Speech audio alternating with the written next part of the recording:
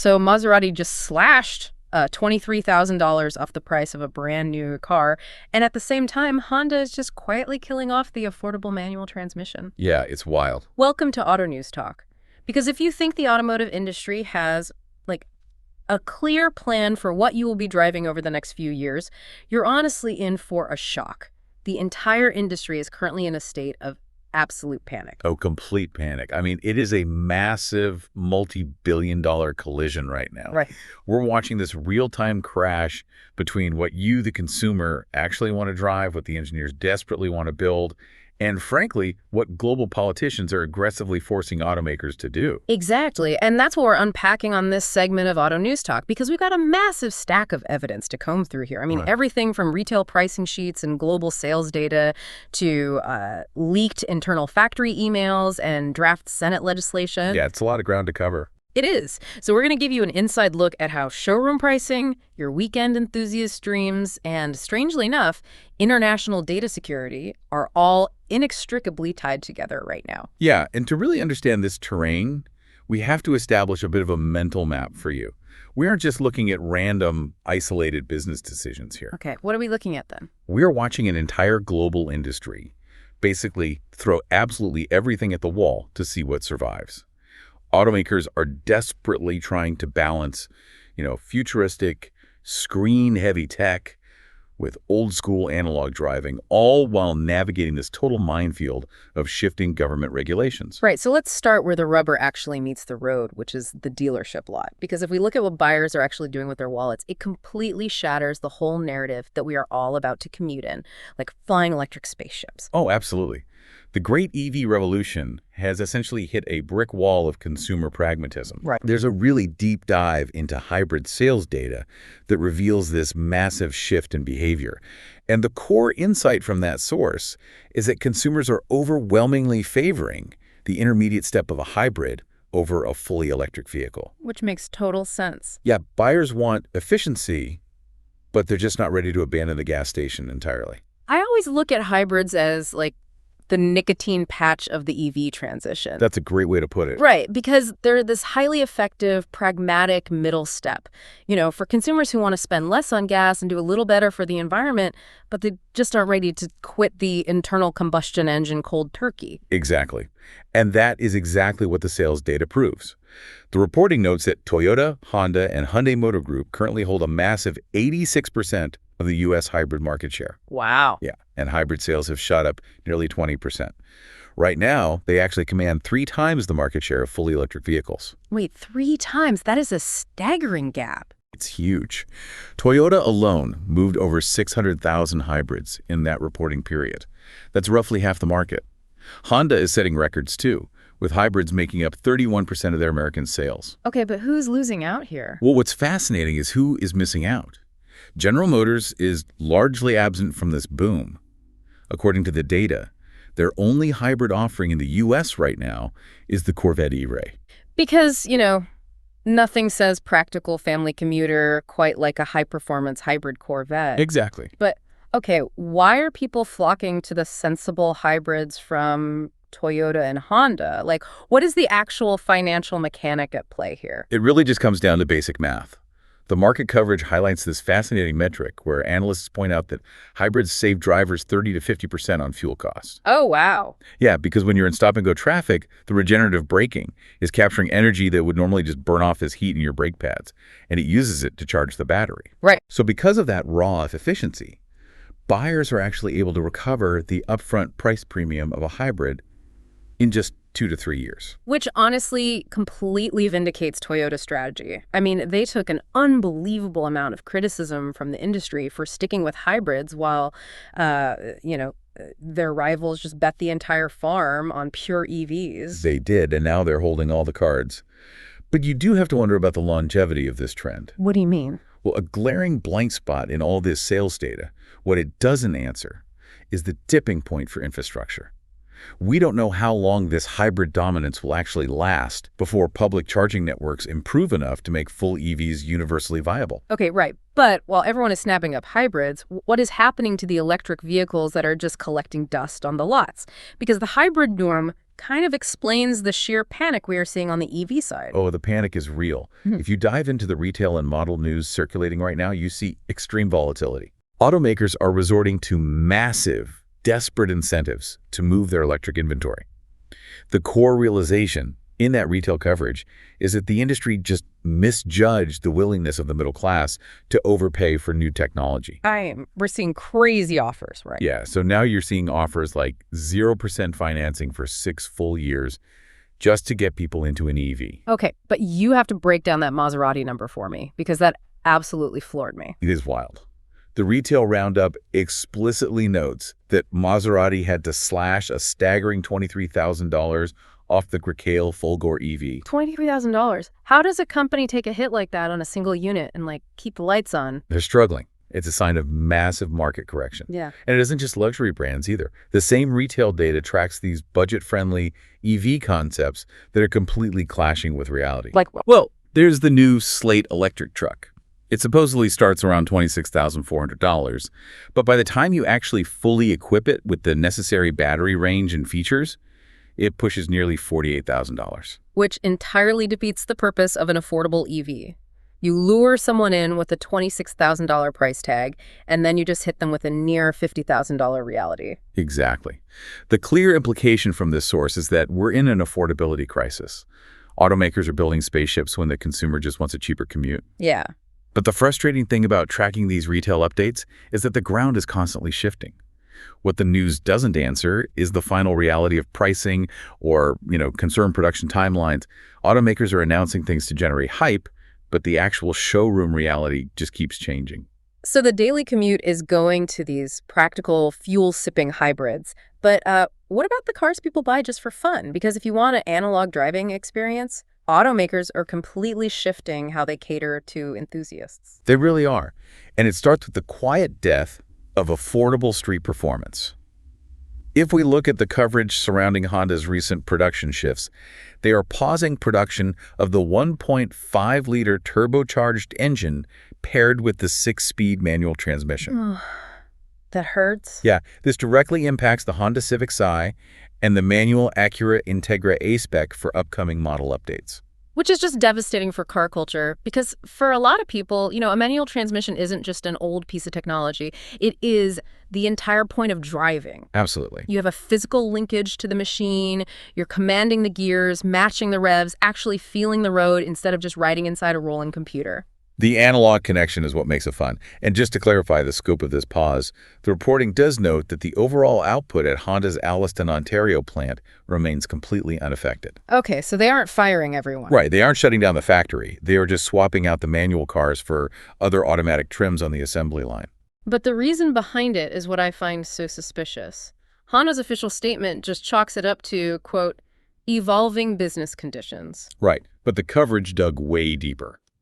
The central piece of evidence here is a Reddit post that leaked an internal factory email. Oh, I love a good Reddit leak. Yeah, and that leak alleges the production pause is actually tied to strict, upcoming Environmental Protection Agency certification requirements. See, this is where I have to push back on the corporate spin, because if the EPA is cracking down on emissions, why do the gas-guzzling, high-end manual models get to live? That's the million-dollar question. The coverage explicitly points out that the expensive Civic Type R and the Acura Integra Type S are totally unharmed. If this is a rigid environmental regulation, the government doesn't care how much the car costs. So why do the rich toys survive while the affordable ones die? It comes down to profit margins. Modern emissions regulations are incredibly tough on manual transmissions. When human shifts gears, the computer obviously can't predict the exact throttle input, which can lead to momentary spikes in unburned fuel. Oh, that makes sense. Right, so to engineer a manual transmission that actually meets those strict emissions tests, it takes a lot of software tuning and research money. Automakers are willing to spend that money on a high-margin luxury toy, like a Type S. They're not willing to spend it on a budget-friendly Civic Si. So it's basically an affordability crisis disguised as a regulatory update. The working-class automotive enthusiast is just getting priced out of having fun on the street. Exactly. It's a shrinking entry point. And the frustrating part is that the corporate statements leave us totally in the dark. What the automaker's statement doesn't answer is what specific engineering changes are actually required before production of those affordable manuals can resume. It's just a complete mystery. Yeah, we have no idea. Well, if the street is getting too expensive and, frankly, too heavily regulated, where does the enthusiast go? They head for the dirt. Automakers know they still need to capture that enthusiast money, so they're heavily leaning into off-road escapism. One of the automotive releases shows that the new trend is bringing hardcore aftermarket-style off-road packages directly in-house. Yeah, I saw the release detailing Toyota's updates. The Sequoia is getting the Trail Hunter treatment. It looks incredible. It does. It shares that massive TNGA-F platform with the Tundra, and they are outfitting it straight from the factory. But break down the jargon for me here. The release lists an old man EMU suspension and a locking rear differential. What does that actually mean for you as the driver? It means serious capability right off the showroom floor. A locking rear differential is a mechanical device that forces both rear wheels to spin at the exact same speed. Okay. So if one wheel is stuck in the mud and spinning freely, the differential locks, sending power to the wheel that actually has grip, pulling you out. Got it. And the suspension? The old man EMU suspension is specifically designed for overlanding. It's engineered to handle the heavy weight of roof tents and gear while just soaking up miles of brutal washboard dirt roads. And they're throwing in like Michelin off-road tires, underbody protection, bronze wheels, plus the whole lineup is getting a massive tech upgrade with a standard 14-inch touchscreen. Right. But my favorite piece of tech in the Sequoia release is the built-in dash camera system. It's a brilliant addition. The system is capable of capturing 20-second clips right from the factory. You don't even have to go buy a GoPro and mount it to your windshield anymore. The car just assumes you're going to do something awesome on a trail and wants to record it for you. And if you look at the business mechanics of this, it is brilliant. Toyota is capturing the highly lucrative overlanding and lifestyle market directly at the dealership. Oh, for sure. Instead of a buyer taking their new SUV to a third-party custom shop and spending 10 grand on a lift kit, Toyota does it for them, and the buyer just finances those upgrades directly into their car loan. But there has to be a physical cost to this, right? You can't just bolt 1,000 pounds of steel armor and massive rubber tires onto a family SUV without some kind of consequence. You can't, and that is the massive elephant in the room. You read these release specs, and what they completely fail to answer is how outfitting these massive SUVs with heavy, rugged equipment will impact the brand's overall fleet fuel economy goals. Which seems completely at odds with the hybrid efficiency push we were literally just talking about. Exactly. Which brings us to a massive glowing connection across all this data. Because whether we're talking about the artificial intelligence features in those discounted EVs or the massive 14-inch touchscreen in that rugged Sequoia, cars are no longer just engines and wheels. No, they're not. They are rolling data centers. And that data is sparking a massive geopolitical war. The technology that makes these vehicles modern relies on global supply chains that governments are suddenly viewing as huge security threats. Which leads us right into the draft legislation from the Senate, because this isn't just about stopping cheap imports, is it? Not at all. If you examine the legislative coverage, a Senate committee advanced the Motor Vehicle Modernization Act. And the core insight here is that national security measures targeting foreign vehicle tech are creating incredibly dangerous friendly fire for legacy automakers. How so? Well, this legislation sets a strict 15% Chinese ownership threshold for automakers and connected vehicle systems. All right, but how does that actually work mechanically? Why does the government care about the screen in my dashboard? Because a connected car is constantly collecting telemetry. The cameras that help you park are mapping your neighborhood. Oh, right. The microphone for your Bluetooth is listening. The GPS knows your daily routine. The supporters of this bill argue that if a foreign entity owns a significant portion of the company managing that data, it poses a direct risk to national security and infrastructure. But trying to legally mandate a 15% limit on foreign ownership in a globalized supply chain, I mean, it's like trying to unbake a cake to get the sugar out. The microchips, the sensors, the software code, it is all globally intertwined. Which is why the collateral damage could be catastrophic. Companies are being given until the end of the decade to comply with this threshold or seek a special waiver.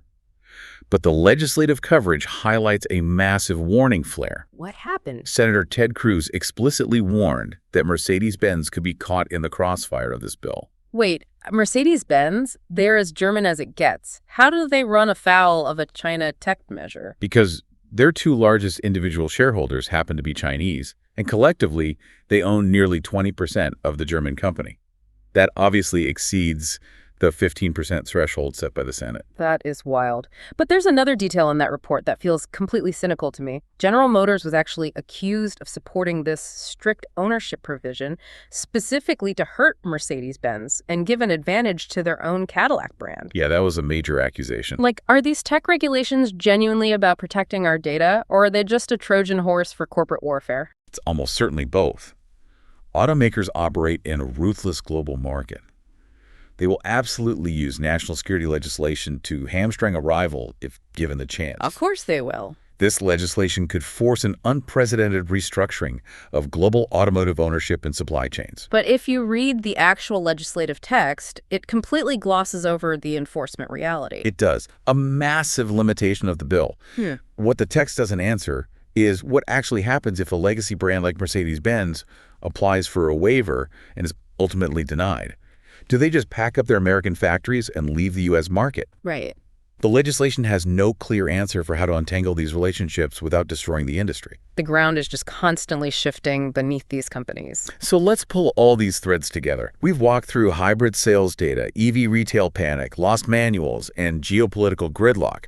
How do we actually synthesize this? Well, three massive themes clearly emerge from all of this evidence. First, we are seeing the absolute victory of the middle ground. Consumers are rejecting extremes. We see this supported by the massive hybrid dominance, where buyers want fuel savings without charging anxiety, and we see it in the rise of ready-made in-house off-road packages, like the Skoda Trailhunter. People want practical, ready-made solutions, whether it's for commuting or for adventuring. They just want the easy button. Exactly. The second theme is a deeply entrenched affordability crisis. This is clearly supported by the massive panic-induced EV price cuts, where cars like that Maserati are dropping by $23,000. Yeah. And it's reinforced by the tragic loss of the affordable manual transmission in the Honda lineup. The entry point for a normal person to buy an interesting, technologically advanced car is evaporating. Yeah, the entry point is just gone. And the third theme, the hidden cost of technology. Supported by the looming national security legislation, it's clear that digital screens and connected systems come with intense geopolitical baggage. You're just buying a radio, you're buying into a global data supply chain that politicians are actively trying to regulate. And those themes bring up some pretty glaring contradictions, don't they? They do. There are two major tensions here. First, the industry's desperate push to build high-priced EVs and expensive, tech-heavy spaceships directly contradicts what the sales data says buyers actually want, which are sensible, money-saving hybrids. Right. They're building one thing and buyers want another. Exactly. The retail updates and the hybrid sales figures are telling two completely different stories. And the second tension is political. The government's desire to strictly limit foreign tech influence violently clashes with the deeply intertwined reality of global automotive manufacturing. You cannot just cleanly extract 15% of a global automaker without causing massive economic disruptions. Okay, so what is the practical takeaway for you, the listener, the next time you walk onto a dealership lot? The practical takeaway is that the spec sheet on the window isn't the whole story anymore. Yeah. Behind every single touchscreen, every engine choice, and every wild price tag, there is a quiet, ongoing battle between emissions regulators, international politics, and the limits of consumer wallets. Which means the cars sitting in our driveways are no longer just reflections of our personal taste. They are physical, rolling maps of global economics and policy. Very true. So as you watch this space, keep a close eye on those upcoming legislative waiver deadlines and the shifting EPA emission rules, because whatever happens in those courtrooms and Senate floors will absolutely dictate what vehicles actually survive to see the showroom floor. Thank you so much for joining us for this segment of Auto News Talk. Next time you grab the steering wheel, just remember how many global forces had to align just to put it in your hands.